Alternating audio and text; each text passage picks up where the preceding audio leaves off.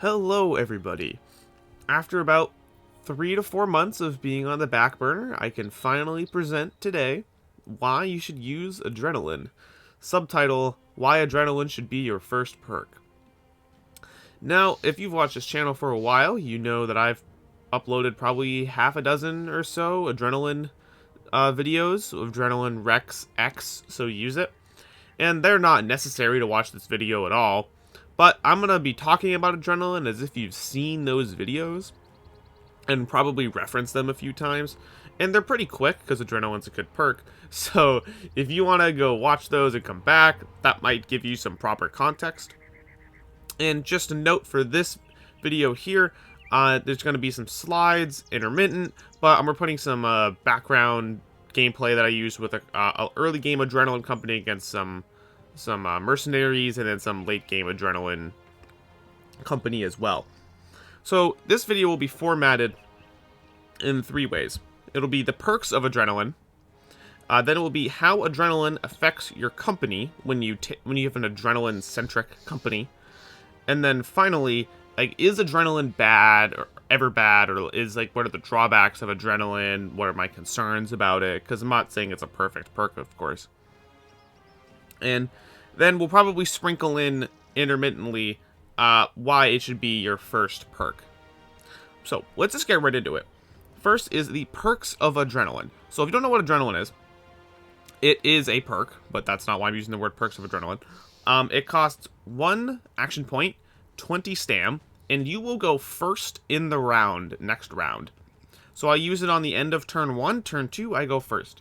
So if you have 2 people using Adrenaline, how does it work? Who goes first? Is it who clicked it first? No, it's who has the higher base initiative out of the 2 of them. So you have one guy with 100 initiative. He passes his turn. And then you have another dude who has 80 initiative. He goes second, and then he uses Adrenaline and then ends his turn. The next guy would probably still go first because he has higher base initiative. And even if he uses Adrenaline after he passes. So that's how Adrenaline works. As you can see it, if sometimes you have like 10 people using it at once. So it is good to know who has the higher base initiative, because you might try and plan on like rotates and shit, or movement based on your Adrenaline initiative order, which is still gonna be representative of your base initiative order. Also, when you're fighting enemies, namely barbarians who use Adrenaline, be aware that sometimes they may actually still go ahead of you if they're also using Adrenaline as when you are. So the first major perk of Adrenaline is it gives you extra attacks against enemies. Now, this is chiefly visible in my Adrenaline Steamrolls Early Fights video. So when your guys have 55 melee attack and a Militia Spear, they're probably not going to hit anything, right? So if you have 2 attacks versus a Brigand Thug with a Woodcutter's Axe and you're scared of him, and you only have 2 attacks, maybe you'll hit one of them. And then he might kill you. So what you do is you have 1, and then you Adrenaline, then you have 2 more. So now you have 3 attacks. And 3 attacks is obviously better than 1 attack. So now think about it. If you have 2 people with Adrenaline, instead of 2 attacks, it's 6 attacks. No thug is going to survive 6 attacks unless he's incredibly lucky. So you use Adrenaline to give yourself more attacks, basically, because the fight is over before the enemy even gets to start acting, because you just kill them all. And this also helps for late game stuff when you can move up your entire roster for tiles. They all mass Adrenaline spam. Then you walk forward and then just start hitting enemies. That's evident in the my first Adrenaline video, Adrenaline Rex Raiders and Nomads. It's really good there. And the other thing is since you're acting before the enemies, if the enemies don't shield wall on turn 1, they will not have shield wall for turn 2. So think about, that could just be Nomads, Raiders, could also be Noble Armies, where, you know, the footmen love to shield wall. But if they run up all the way, don't shield wall, then you go up first, and then you'll attack them on turn 2 before they shield wall. You'll maybe even kill some of them. If you put if you put Adrenaline on people with whips, whether that be your banner or like a cleaver whip guy, he'll have another chance to disarm people before the start of the turn, and that's pretty nice. Because sometimes, you know, you just don't land that 75 against disarming the I don't know, Swordmaster, Orc Warlord, whatever it ends up being. And if you can Adrenaline again and get that disarm, that might save a brother's life.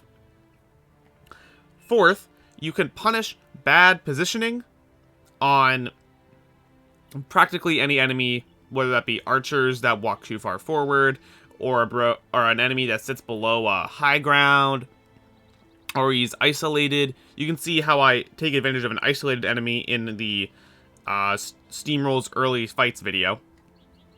There was one thug who it was a thug who walked up, and then he got exposed. There were 3 adjacent tiles to him, so I just ran 3 bros up. They got their 6 attacks in, and there were some reach weapons that got attacks, and they just murked him. He died. And that caused a lot of morale failures, and that ended up winning us the fight, because that one brigand was in a bad position, and we ended up killing him. And finally, under this category, when you act first, you can use Overwhelm on literally anybody, because you're going first. So anything with 2,000 initiative, Adrenaline gives you 9,999. So you're going first. You can add Overwhelm to anything. That will eventually run out when you run out of stamina and you have to recover or just, wait a couple of turns to do that again. But in the meantime, when most fights take like 4 or 5 rounds, you can use Overwhelm to quite great use. Second perk of Adrenaline, and then the main tree, is you can act before dangerous enemies and kill them. So we already used an example of this, actually, is your militiaman bro with 55 melee attack against the woodcutter's axe thug. And, that thug doesn't sound that dangerous past, like, day 15, but in day 4, a woodcutter's axe could probably, kill one of your bros so you don't even have head armor. So that can get extrapolated to actually dangerous enemies, such as Orc Berserkers or Chosen. These are huge threats on the battlefield. There's a Horrible Hybrids episode 53, I believe it is, where I let an Orc Berserker get through my line. He just murked like 2 people, almost killed 5 of them. It was really bad. So, you really got to stop these guys before they start getting anywhere. And if you can do that with Adrenaline, which you can, and you can see that in Adrenaline Rex Orc Berserkers, I believe that video is called, or Young Orc or Small Orc Camps, then that demonstrates how when acting before these guys, they have a lot less threat because they just die. I mean, I know that sounds a very base way to say it, but when you 5v1 them, because you can all Adrenaline and you can all disarm and you can all stun or whatever the hell it is, they become a lot less threatening. And then when you can do that to, like, 2 of them, and then to the next 2, and then to the next 2, it's a really good way of systematically getting rid of threats on the battlefield. Other things that may be more dangerous, like possessed zombies, they have pretty high initiative, especially in later parts of the fight. If you have a bunch of Battleforge bros, the possessed zombie might go first, depending on what type of zombie it is. Geists have really high initiative. And yeah, you could have a regular initiative dude. Oh, just good high initiative anyway. Hit Geists with a whip beforehand. But Adrenaline guarantees that. So that's also really good to know. The third main perk of Adrenaline is mitigating and avoiding debuffs. Now, you can mitigate 2-turn debuffs, and you can avoid 1-turn debuffs, because you go first. Let me explain how this works. The main example I like is Pocket Sand. Pocket Sand is what the Nomads can do, is they'll debuff your initiative by 35% and your damage by 35%, and it lasts for 1 turn. So you act first. You hit the Nomad, do half his HP damage, or you kill him or whatever, and another Nomad will come in. And so after you hit him, when you Adrenaline, you pass your turn, the Nomad will come up, and he will Pocket Sand you. You are now Pocket Sanded, but your turn isn't over. So then, since you've passed your turn, you can end your turn the second time, maybe even Adrenaline again. And then after you end your turn, you're actually no longer Pocket Sanded. So since you already acted, he Pocket Sanded you, and you did nothing because you had no AP left. So the Pocket Sand debuff never affected you. And when you Adrenaline next turn again, you'll never get Pocket Sanded in your life because you're always acting first and you always just pass your turns. This also works with stuns. You act, pass your turn, they stun you, and then the turn you lose is the remaining 1 AP you have or 0 AP you have from that very turn. So other things you can do is you can mitigate 2-turn debuffs like Stagger, Daze, or a 3-turn debuff like Poison. Because again, when you Stagger is 2 turns and you pass the first one, then you end it, then you really only have 1 turn left of being staggered. And stagger doesn't mean shit if you have adrenaline going on because your initiative is, 9,999. So you can mitigate a lot of the debuffs, and I think Poison is a really good one. I tend to do that anyway in Goblin fights, is just pass my turn. And this isn't necessarily an adrenaline-specific thing. If you have high enough initiative and act before these nomads, or whatever else is going to stun you or stagger you, you can do this anyway. And if a nomad passes a turn and you don't, you might do that anyway. But adrenaline basically guarantees that your whole front line will not get pocket sanded, will not get stunned, will be staggered for half the time, will be dazed for half the time. It's like getting a free resilient perk without having to take resilient. The fourth and final main perk of adrenaline, which doesn't really have its own kind of way to fit in before, so I'll put it here, but it's rather simple, is you can take strategic positions before enemies can. Now, I don't know how useful this is in practicality, because a lot of with adrenaline, you kind of just run forward, and then you zerg them, you gank them, whatever term you want to use, and you kill all the enemies before they can act, and then you just start crushing them. So I don't know how often it'll be that you want to adrenaline to a very specific position, and then wait for the enemies to come to you there, but maybe you do. And with adrenaline, you can do that. And again, you can do that with regular initiative bros. But if what you're seeing here is that what adrenaline does is it makes you basically have an initiative bro for 20 stam. You don't have to level initiative ever, which means you can level more HP, more melee defense, more melee attack, more resolve, and more stamina, because you're not leveling initiative. And there's still a time and place for initiative bros, but you don't really have initiative Battleforge bros. You don't really have initiative tanks. Or you can, but, they're very rare. So you can make initiative fucking anybody, because they just have 9,999 initiative with adrenaline.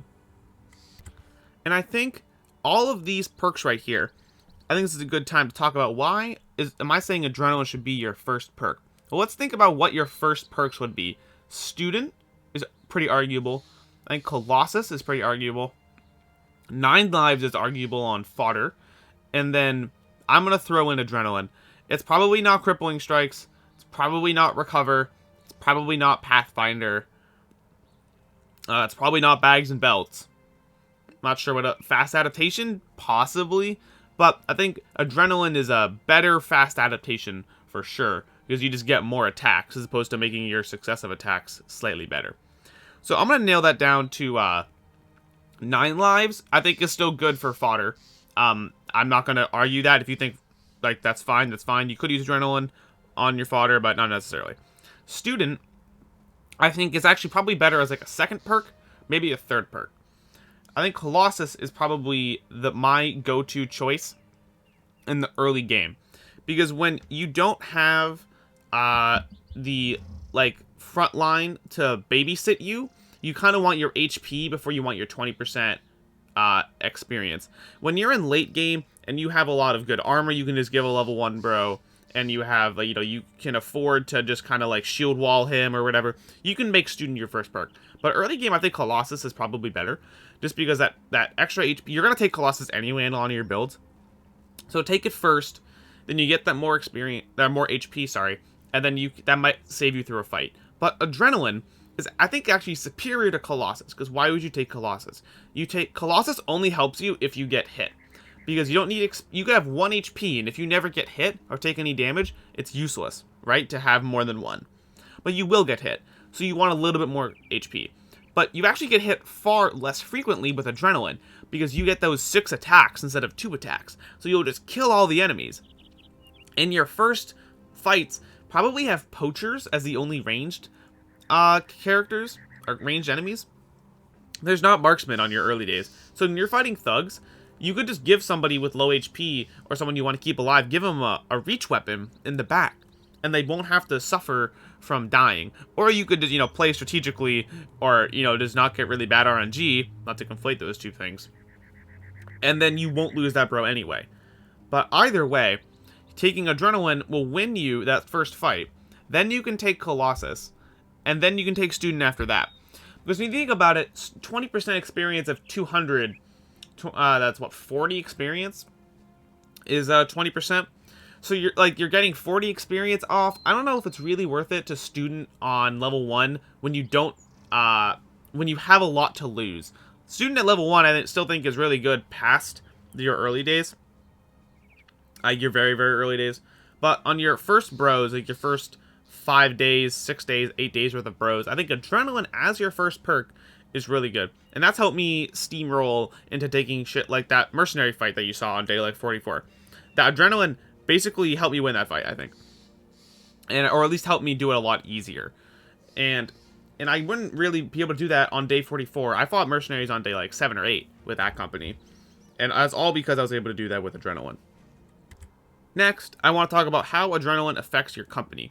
So an Adrenaline-centric company will have a lot of dudes with Adrenaline. And do you want all your late game bros to have Adrenaline? Maybe not. Maybe you just want it for the early game where it's like most strong. So those early game bros that you get, you know, the 1-star militiaman with 60 melee attack, like, he's fine, but you're going to want to get rid of him eventually. But so when he barely reaches level 11 and then you dismiss him or kill him, you know, the fact that he took Adrenaline doesn't actually really mean much, because he's not persisting around. Your early game bros will go away eventually, so the fact that they took Adrenaline doesn't really lock them out of taking other perks, because they're not going to last that long anyway. Now, how does an Adrenaline-centric company work? Now, a late game Adrenaline company will have a lot of nimble, because you use Adrenaline very frequently. So when you need so much stam to do that, you need like 70, 80 roughly, and a lot of your early game bros are probably not backgrounds that have a fuck ton of stam. So you want to be able to use Adrenaline more than twice a fight, so you're going to want nimble bros. Battleforged Adrenaline can still work, you just need a lot more stam to do it, and it seems a little bit counterintuitive, not necessarily, and I do have some Battleforged Adrenaline bros, but I think a nimble just makes it a lot easier, because it makes backgrounds that otherwise wouldn't be very usable into really, really usable characters. Next, it forces a lot of Pathfinder on your team. Let me talk about that. I think Pathfinder is an amazing combo with Adrenaline. So when you're walking on a forest, this is one of the main things. It takes 3 AP to walk, so you go 3, 6, 9, and you have 0 AP left. And now you can't Adrenaline. And you already have the regular bonus malices of, you know, you can't walk 2 tiles and swing as you're on 3 AP terrain. So now, you can move 4 tiles on a forest and still have an AP left to Adrenaline at the end. That makes, and when a lot of your team does that, I'm not saying your entire team has Pathfinder, but when your Adrenaline dudes have Pathfinder and a lot of your team has Adrenaline, when a lot of your team has Pathfinder on shit like forests and snow and swamp, it actually makes you a lot more mobile, and it's really, really nice. And the other cool thing is you're not doing it just for stam reduction. You're not doing it just for the AP and the terrain. You're doing it for those 2 things, and so you can Adrenaline. So there's multiple uses here. So it really feels like a part of your build, and not just like, I'm a guy and I have Pathfinder. It's I have Pathfinder as part of my build because it helps me achieve what I want. And on the topic of Pathfinder, it helps you go up hills as well. So, you know, normally you could go up 2, 4, 6, 9 when you go up a hill because you don't have Pathfinder, but now you go 2, 4, 6, 8, have 1 AP left and can still Adrenaline. And the stam reduction is really huge because, yes, you don't need a million stam to Adrenaline 3 or 4 times in a fight, like 75 or 80 will still do you well. But saving about 8 to 12 stam every single turn with Pathfinder does help you in the long run, especially against shit like Nomads, which we were talking about. Because with Nomads, they're on the sand, that it costs like 8 fatigue, I believe it is, or 6 fatigue, I believe it is. I think it's 6 fatigue to walk on the sand, and you can move a lot on the sand, so you just build up a shit ton of stamina, and then, you know, you want to be able to do Adrenaline after that, so Pathfinder just helps you there frequently. Now, how does it affect Recover? I think Adrenaline does make Recover a very attractive perk, because I do like to spam it. Now, spamming it's pretty brute force ways of winning, but it works, especially early game, because you just need more attacks. And when you're Adrenaline spamming all the time, I think you like Recover, because even though fights maybe will last like a couple of turns after you use recover. Like, is it worth it to recover?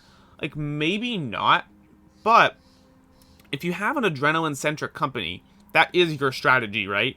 Like, it's not to have adrenaline on half your roster and then not use it. It's to have adrenaline on half your roster and then use adrenaline basically as much as you can and win. So, recover helps you get those adrenaline uses back after you've mass stammed up all the way. And it really hasn't been negatively affecting me that much. I found great success, and I've used recover on a lot of things. I'm not saying it has to be on everybody, but on a lot of dudes, I think recover is an essential perk for the way I play. And now finally, I think this is an important note, is taking, adrenaline, Pathfinder, and recover means that you might not have some perks laying around. You might not be able to take rotate. You might not be able to take weapon spec. Or if you like reach advantage, you might have to drop that. You might have to drop, I don't know, anticipation or gifted. Or there's some perks out there that you're not going to be able to take. Maybe not be able to take duelist, for example. And if you're taking Battle Forge and you also therefore need Brawny, you're really running out of perks somewhere. First thing I started dropping was, I did start dropping Rotate, and I did start dropping Weapon Spec. If you just have like a regular two-handed mace is fine. Two-handed maces are relatively fatigue neutral anyway. So maybe you can't move and hit one with Pathfinder without your weapon spec, but you can still just hit, and you could just recover. So there is a really good kind of system we have going here, but there's a few drawbacks in terms of you're probably going to have to drop a perk or two. And finally, I kind of just hinted at that, is you're going to have a lot of two-handers on this team as opposed to one-handed duelists or whatever. Because when you move up 4 tiles to an enemy, you are 1 tile away from the enemy. So when you adrenaline, next turn you have to walk forward 1 and hit. Now, if you have a two-handed weapon, you walk forward 1 and you do your single swing for full damage. If you have a 4 AP attack weapon, you move up 1, and then you can swing once, and you have like 3 AP left to just kind of like fuck around with, which means you're doing about half damage. Half damage in the sense of you could do 2 attacks and you're doing 1 attack. So you favor two-handers a lot, because you will just move up all the way, and then you'll move up 1, swing, and then you have 1 AP left to adrenaline as opposed to 3 AP left, 2 of which are just kind of wasted. And now I want to go into the concerns I have with adrenaline, or is adrenaline ever bad, or whatnot. Now, the first concern I hear a lot of people say is, oh, adrenaline costs so much stam, especially early game, your bros have no stam. You're right, they probably have about 100 stam, 90 stam, but they also have no gear. You're wearing 30 mail. 30 mail doesn't have a fatigue cost. 90 mail has a very small fatigue cost. You actually still have a decent amount of a stam pool to use adrenaline a lot. In late game, since a lot of your bros are nimble, you do have the stamina, because you're building them correctly. Because again, you're not leveling initiative, you're leveling basically everything else normally, and then you get initiative for free with adrenaline. Well, not for free, but relatively for free. I think the big issue with adrenaline, or where a big issue comes up, is in extended fights. Fights like Sea of Tents against 30 orcs, or massive chosen fights. Fights where you cannot possibly just kill enemies in about 2 hits. With a raider, you could have 2 guys just walk up and smack a raider and it's probably going to die. But an orc warrior might need 4 or 5 hits, even with two-handed weapons. So the Zerg nature of the adrenaline company falls by the wayside, because you just can't Zerg through 8 orc warriors. It's just literally impossible to do.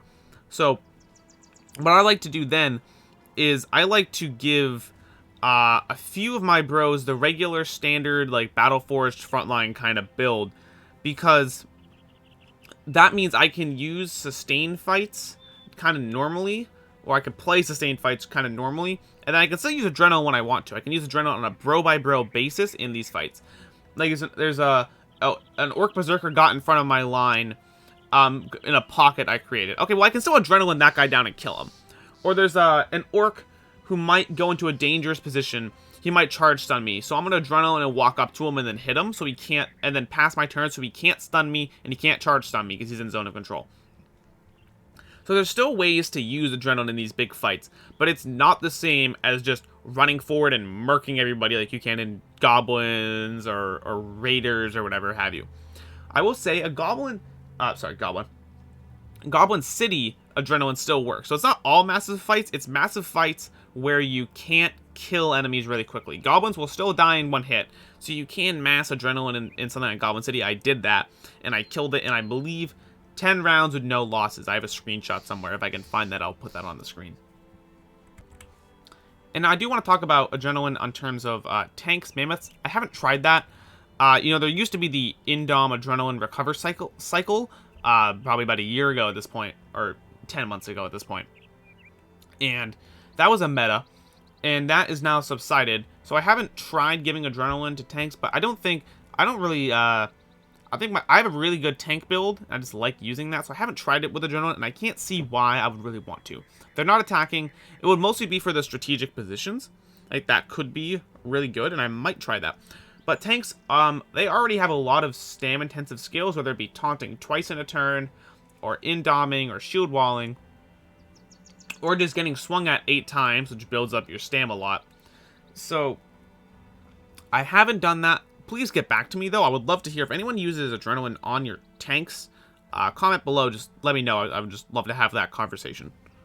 But that is the end of the video in my mind. I think this is a really good culmination of all the things I've talked about with adrenaline over these last few months. It's an excellent perk. It can really change the way you play. I've started to use adrenaline, started using adrenaline on all of my new companies, and I really can't imagine going back. Like, I can't, it does not feel forced in any way. This is just like the way, this is my new evolution as a player, and how I started playing early game is using a lot of adrenaline. And people have commented that they really like it, and that they found great success with it well. So just try it out. Just try a new company, use some adrenaline. You know, regular rules still apply, though. Don't play like an idiot and then blame adrenaline when you lose. But I hope you found this helpful. I hope you found this informative. Please let me know how you started using adrenaline after this. You can come back to this video. I still read all the comments, and I would love to have these conversations with everybody. Have a great day, everyone. Peace.